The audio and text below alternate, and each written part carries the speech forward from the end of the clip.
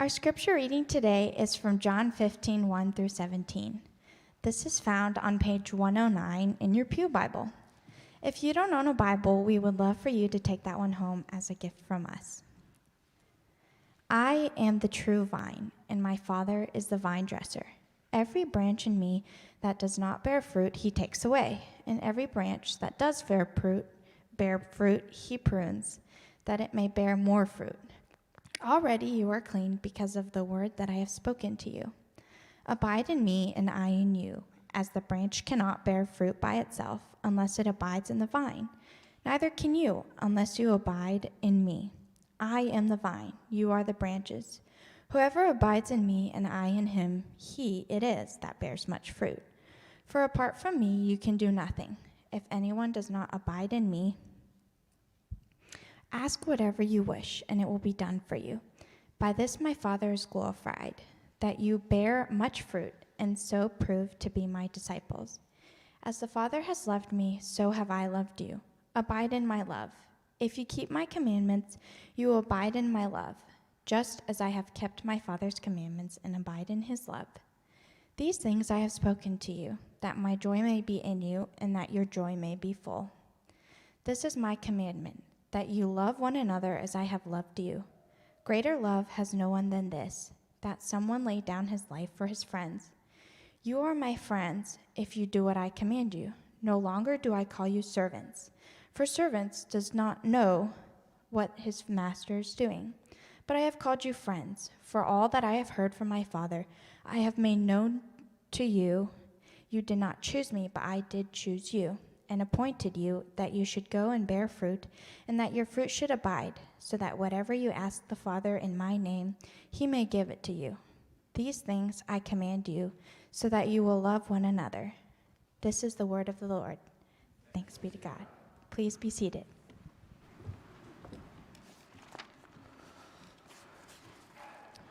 Thanks, Alexis. Would you join me in prayer? Father God, we invite you, we give you permission this morning to use the words of your Son that we just heard read to tamper with us a bit. We invite you this morning to shift around things in our lives that might need shifted around, to sift out things in our lives that might need sifted out. More than anything, God, we invite you and we yearn for you to come, to be with us this morning, for your Spirit to rest on us. We confess this morning that we want you more than anything. We want you here. So please come and be with us. We commit our time together this morning to your glory, not to mine, not to our churches, but to yours alone. We pray this in the name of your Son, Jesus, by the power of his Spirit. Amen. Well, good morning. Welcome to the Brookside campus. My name's Taylor, if we haven't met, and I'm one of the pastors here, and it's my joy to lead us this morning in a time of teaching. This is a big sports week, right? Huge sports week. In particular, it's a huge moment for one particular team. And of course, you know that I'm talking about the NBA trade deadline, right? Because Kevin Durant is a Phoenix Sun. Yeah, right? Super exciting. This is the biggest moment in Suns franchise history for my favorite team. I guess there's like a game tonight too, right? There's something going on tonight, I heard. Now some people ask, they wonder, like, Taylor, why are you a Phoenix Suns fan? And the simple answer to that is I grew up in the middle of nowhere, Kansas, where there wasn't an NBA team in like a 10-hour drive from us. So I could just kind of pick and choose. I love Steve Nash. So I grew up just in the Midwest in a rural town, and that's why I'm a Phoenix Suns fan. And that's why this is a big sports week for me, and I'm excited for the game tonight too. I actually grew up in a town called Sterling, Kansas, right in the middle of Kansas.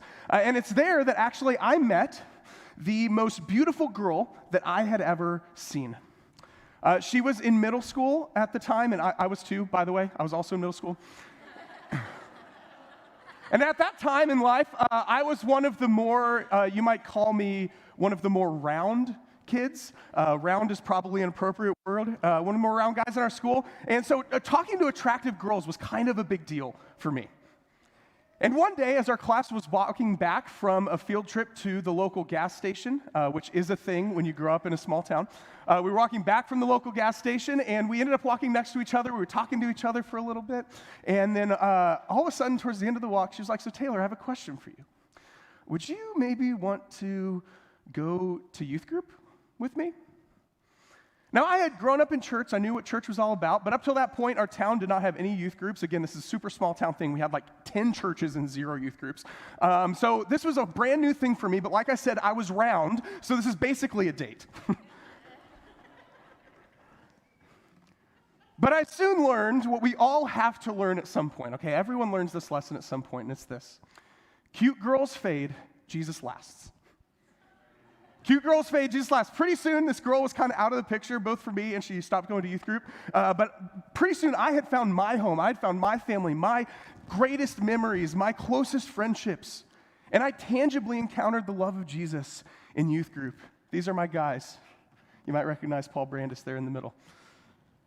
And my life from that moment on was forever changed.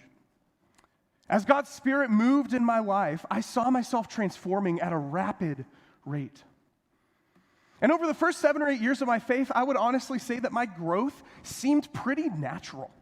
It was pretty inevitable and organic that I was just like growing. I didn't even feel like I was trying.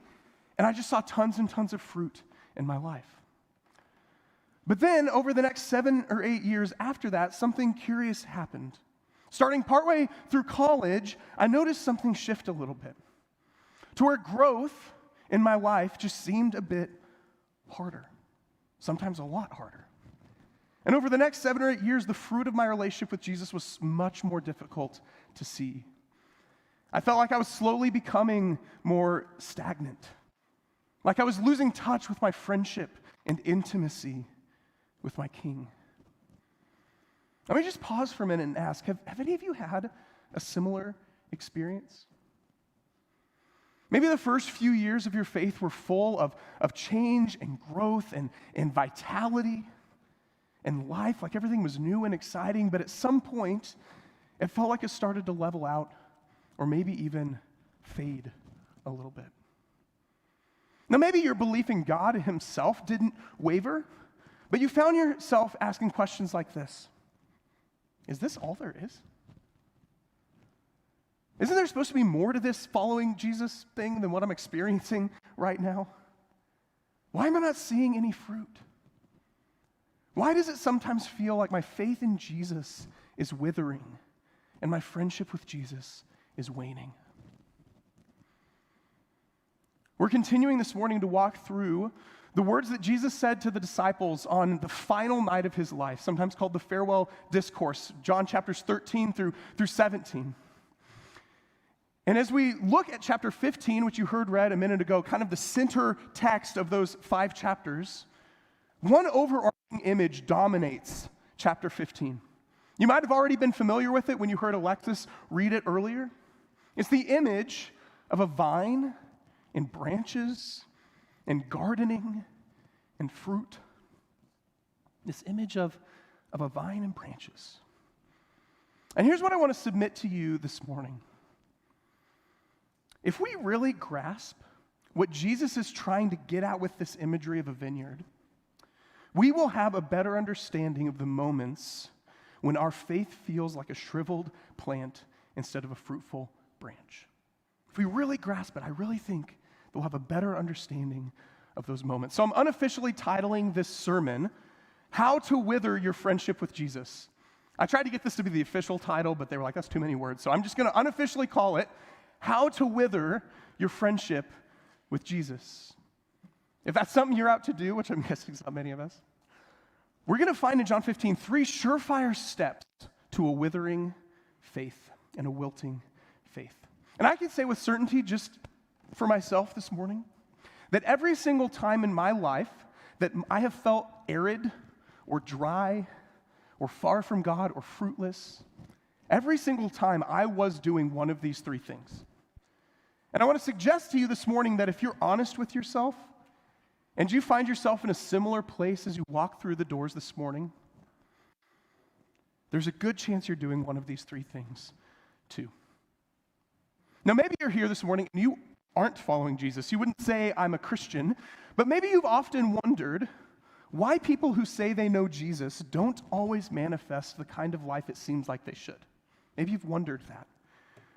What we're going to walk through this morning is some of the ways and some of the reasons, some of the things that can keep us from that kind of life.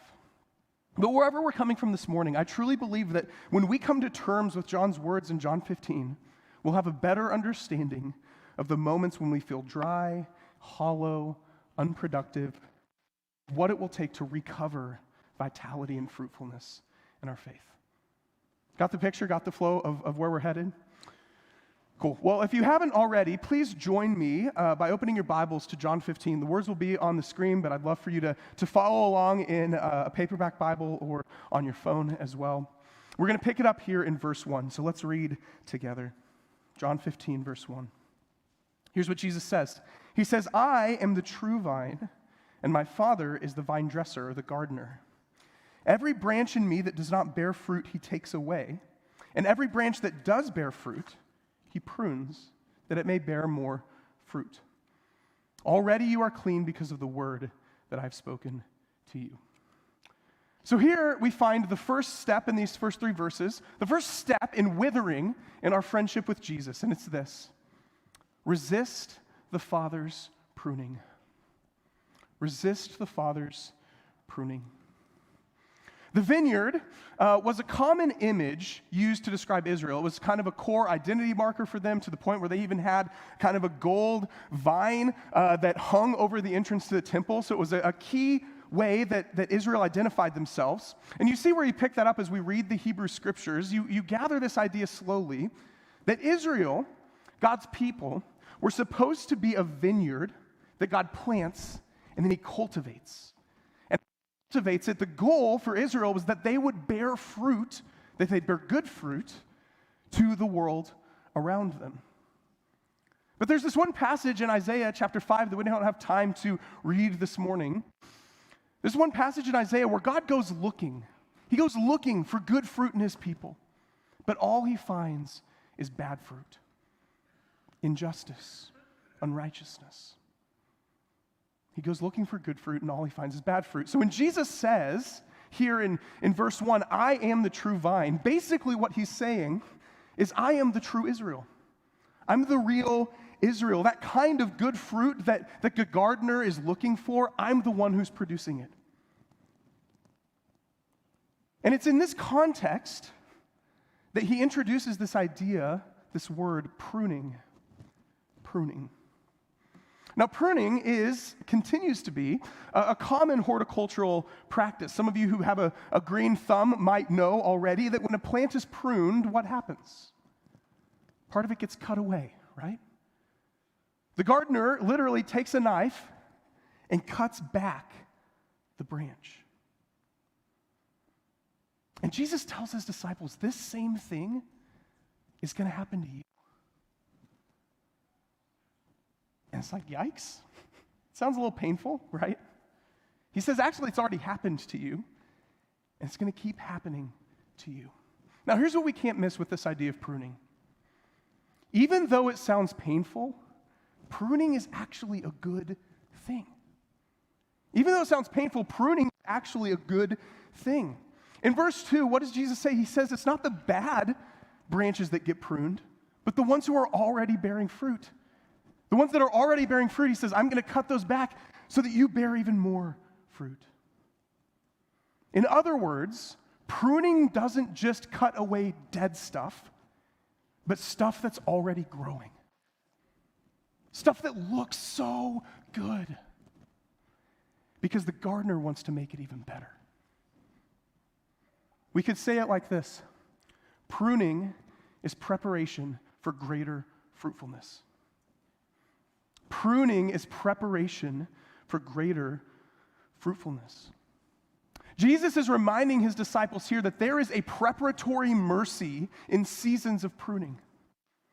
In the moments where we see God cutting away things that look good, relationships, goals, opportunities, in order to produce things that are even better in us. There's a preparatory mercy in seasons of pruning. And it's in these seasons where we see things being cut back that we rightly ask God, why is this happening? Why is this happening? And I think in those moments, God is saying this. Because what is coming might crush you if you aren't ready for it. It might crush you in its goodness. It might crush you because it's even more difficult than what you're experiencing now. What is coming might crush you if you aren't ready for it. I'm working in these things, in other words, he says, to prepare you for greater fruitfulness in what might be even harder seasons. Because that's the thing about grapevines, right? One of the reasons they were such an important plant in the ancient Near East is that they survived and bore fruit even in seasons of drought. Friends, sometimes there are things that need to be cut back so that we can flourish in all kinds of weather. And when we resist this pruning, we stunt our growth. These are the moments in life when we're tempted to think, and I've thought before, that God is the furthest from us. But I actually think that scholar N.T. Wright is spot on when he says this. The vine dresser is never closer to the vine, never taking more thought over its long-term health and productivity than when he has the knife in his hand. The vine dresser is never closer to the vine than when he has the knife in his hand. And I think he's right. In fact, I know he's right because I've experienced it. So just let me share with you how I've seen this bear true in my own life. My wife Ashton and I have been married for almost 7 years now. And many of you know that it hasn't been an easy 7 years. Because as of January, it's been 4 years since we first started trying to get pregnant. And many of you know about that. Many of you walked with us through that so faithfully. But let me just tell you, it's been so hard. It's been painful. We have wept more. We've asked more questions in these past 4 years than ever before. And I'm just going to be honest with you this morning. Over the first 2 years of our journey with infertility, I resisted God. I drifted from Jesus. I avoided his spirit. I stopped meeting with him regularly because the pain just pushed me away. But these past 2 years, I began slowly to allow God to show me how he was shaping me in the desert of infertility. I began to submit to the ways that he wanted to form and prepare me through this season. In other words, it was not suffering itself, but closing myself off to the Father in the midst of suffering that caused my faith to wilt. And I want to be careful here. What I'm not saying is like God sends us bad things in order to teach us lessons. Like God gave us the suffering of infertility because he wanted us to learn something. That's not what I'm saying. I don't think Jesus' point is quite that strong here. But what I am saying is this. God has been pruning me as we've been in a season of suffering and waiting. He's been using it to dig up things in me that I didn't even realize were there before. Things that I need to deal with in order to be fruitful in the future. Stuff in myself, stuff in my marriage, stuff in my faith. So like Joseph in Genesis 50, I can say, you intended it for evil, but God meant it for good. So let me ask you this morning, are there ways that the Father might be pruning you right now? Are there good things that are being cut back, dug up, maybe cut off completely? Have you responded to those things by yielding or by resisting? Jesus says, if we want to wilt in our friendship with him, the first thing we need to do is resist the Father in seasons of pruning. Here's the second, he says. Disconnect from Jesus and his people.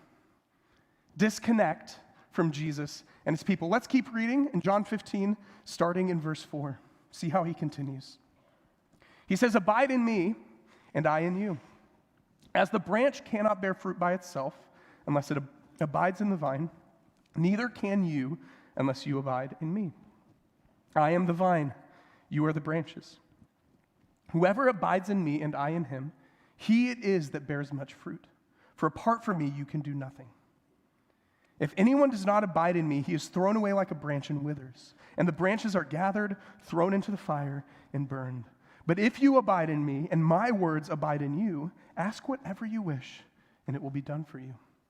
By this my Father is glorified, that you bear much fruit, and so prove to be my disciples. As the Father has loved me, so I have loved you. So abide in my love. The key word here that's repeated over and over and over again, you probably picked up on it, is that word abide. Abide. Abide is the translation of the Greek word meno, and that word just carries the idea of consistent connection and rest, of remaining in something, abiding. And Jesus says something that I think we get kind of numb to this when we've heard it a lot. Just notice how remarkable this thing that Jesus is saying is. It's remarkable. He says, abide in me, and I abide in you. He's talking about something mutual. We remain in Jesus. Jesus remains in us. There's this beautiful language of intimate friendship and connection to Jesus. And Jesus makes it clear that it is only the branches that abide in the vine that grow and bear fruit. It's only the branches that abide in the true vine that grow and bear fruit. Why? Apart from me, you can do nothing. Apart from me, you can do nothing. In other words, there is no real fruit that does not have its source in the vine. There's no such thing as real fruit that doesn't have its source in the vine. Martin Schleske is a German violin maker and theologian, which is my favorite combination of things you can be. And he wrote a book that explores connections between the world of music and the Christian life. He calls it the sound of life's unspeakable beauty. And here's what he says in that book about this passage. I think this is absolutely brilliant. How he describes this unity with Jesus. Here are these words. He says, God lets us participate with him in life. The joining of a musician and an instrument is a picture of this unity. The instrument gives itself completely into the hands of the musician, and the musician is fully immersed in the instrument's sound. A branch does not produce fruit if it does not remain in the vine, but we are also too quick to overlook the reverse. Neither does the vine produce fruit if it has no branches. It's actually pretty similar to what Mitch Holtis was talking about earlier. This is both the humility of God, he says, and the humility of being human. The awareness of this mutuality is essential for a spirit-filled life. Abide in me, and I in you. The instrument wholly in the hands of the musician, and the musician entirely in the sound of the instrument. I love that. Within this experience of becoming one, the meaning of our existence is fulfilled.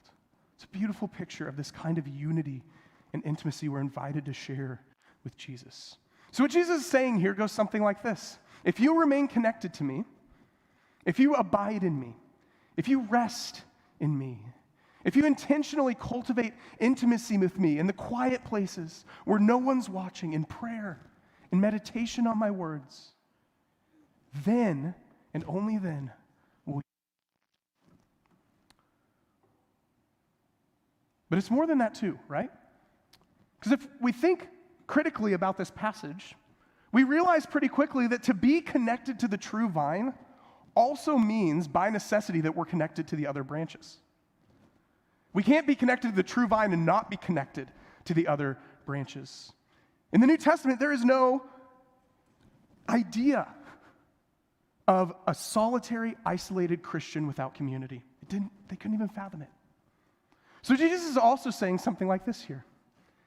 If you remain connected to my people, if you come to church, if you meet in small groups, if you pray and worship together, if you bear each other's burdens, then you will bear fruit. It's connection to Jesus and connection to his people.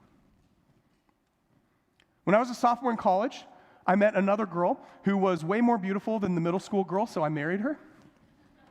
That's a picture of us. We're pretty stoked about it. A couple of weeks after we had our very first date ever, we hadn't gone on another date, but we'd been talking a little bit. I had the opportunity to go to the Royals' first playoff game in 29 years. Does anyone remember that game? The wild card game against the A's? I think maybe there's a picture up there.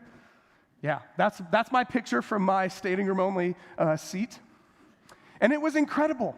Like, do you remember that game? It was one of the best live sporting experiences I've ever had in my life. It was such a crazy game. And the whole time I'm there, I'm texting Ashton, but I noticed that my phone was slowly losing power. And around the 8th inning, it got down all the way to 1%. And I was like, that's fine, the game's almost over. The Royals were losing at that point. It's the 8th inning. I was like, this game's probably almost over. It's okay that it's down to 1%. Until I got a text at 1% that said this: so I would be open to going out again if you would. And then boom, my phone died, right? That's obviously what happened. Which again, wouldn't have been a huge deal if the game didn't go 14 innings. And the whole time I'm enjoying this walk-off win, the atmosphere is electric, and all I'm thinking is like, man, I blew it with this girl.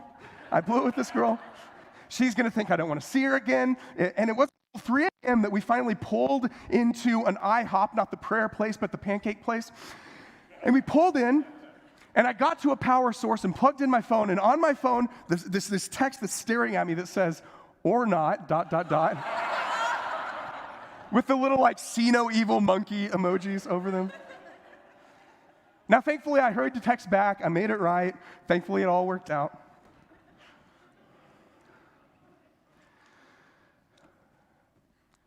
Some of you have been hanging on at 1% for a while now. It's been a bit since you've connected to a power source.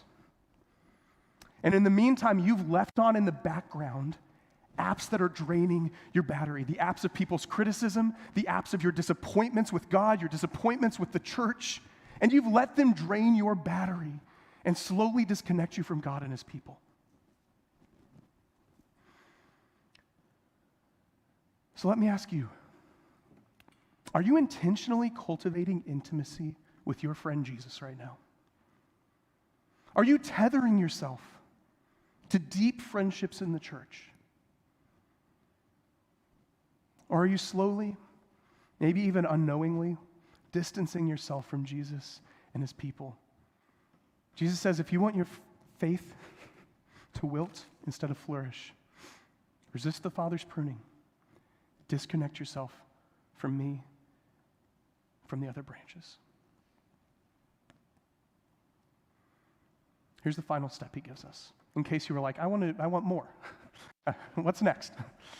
Underestimate the joy of obedience. If you want to wither in your friendship with Jesus, underestimate the joy of obedience. Keep reading with me in verse 10. Jesus says, if you keep my commandments, you will abide in my love, just as I have kept my Father's commandments and abide in his love. These things I have spoken to you, that my joy may be in you, and your joy may be full. Jesus says the best way to abide in him, the best way to stay in his love, is to keep his commands. He couldn't be clearer about it. Keep my commands. And with it comes this, again, another remarkable promise that we forget when we hear it over and over and over again. He says, if we obey his commands, we won't just get joy, we will get his joy. He says, my joy, the joy of the happiest being in the universe, will be in you. And your joy will fill up with my own. If we keep his commands. Friends, we have to get to a place where we are able to rediscover the joy of obedience. Where our highest pleasure is pleasing him by doing what he says. Now, if you're like me, you can tend to recoil a little bit when we have this kind of conversation, right? Because we want to avoid legalism. We don't want to be legalistic about our faith, right? Can I just say, it's not legalistic to obey Jesus. That's not what legalism is. I went to a conference in October, and a pastor there named John Tyson said something that's just been burning in my spirit ever since I heard it. Here's what he said. We live in a culture that is so lukewarm that anything that even resembles discipleship is dismissed as legalism. We live in a culture that's so lukewarm that anything that even looks like discipleship is dismissed as, oh, that's legalistic.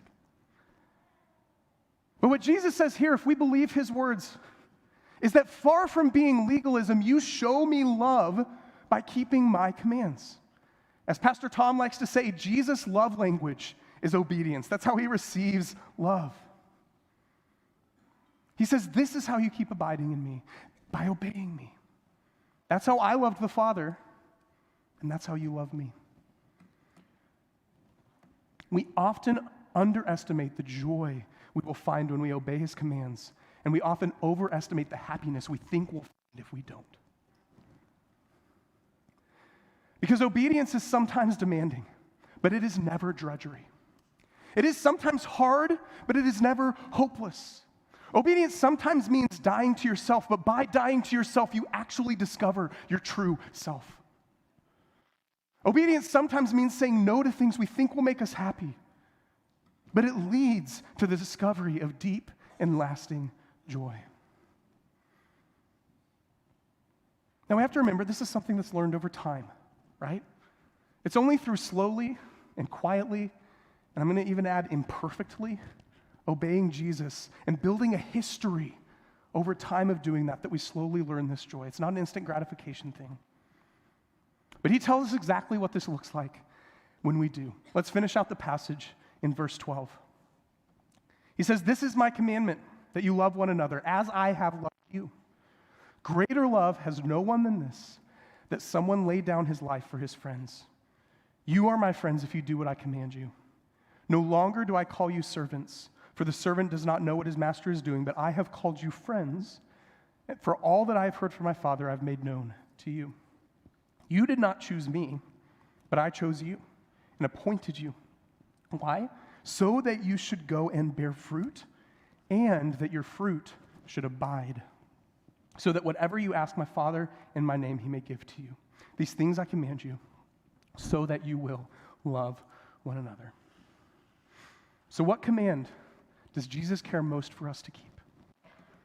What's the pinnacle of our obedience? Love one another. In particular, love one another in the same way that I have loved you. If they succeed in loving others like this, Jesus says, they will learn the joy of obedience. If they succeed in loving others like this, they will be able to withstand the hatred of the world that a few verses later, spoiler alert, Jesus says is coming. And Jesus says this, they will produce fruit that abides. That's that same word as earlier, fruit that remains, fruit that lasts. In fact, Jesus says, this is the whole reason that I took the initiative to make you my friends in the first place. I chose you for the express purpose that you would go and produce fruit that lasts, that abides. I don't know about you, but I am convinced that cotton candy is the most disappointing food in the world. Anyone else with me there? You pay a ton of money for it, and then what happens? It tastes good for like 3 seconds, and then it just disappears. Friends, the Church of Jesus today has too much cotton candy faith and not enough lasting fruit. Too much cotton candy faith, not enough of the lasting fruit that Jesus says he wants and chose us for. The only fruit that remains through loving obedience. So let me ask you, how do you view the commands of Jesus? How do you view the commands of Jesus? Are there places in your life where you are willfully, maybe unwillfully, disobeying Jesus right now? And maybe you've been sweeping it under the rug? Are there opportunities to sacrificially love others like Jesus did that you've been avoiding and maybe disobeying him in that way? How are you viewing the commands and responding to the commands of Jesus right now?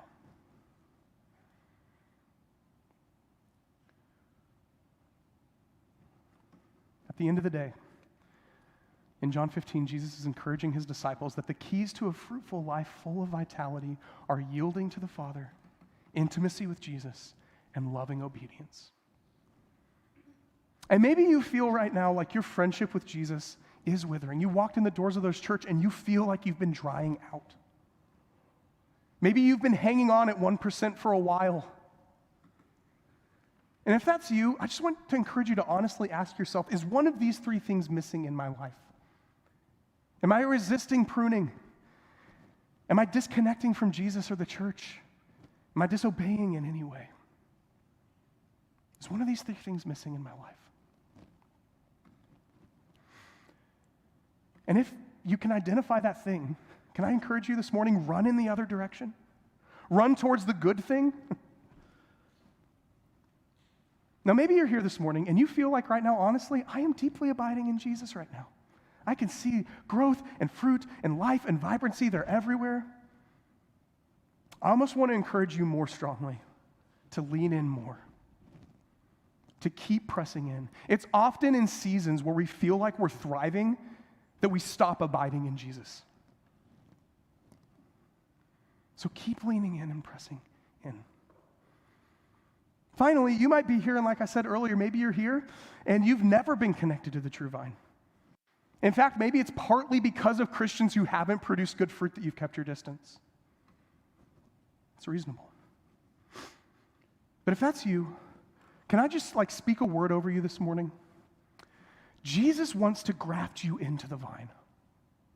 He wants to graft you into the vine.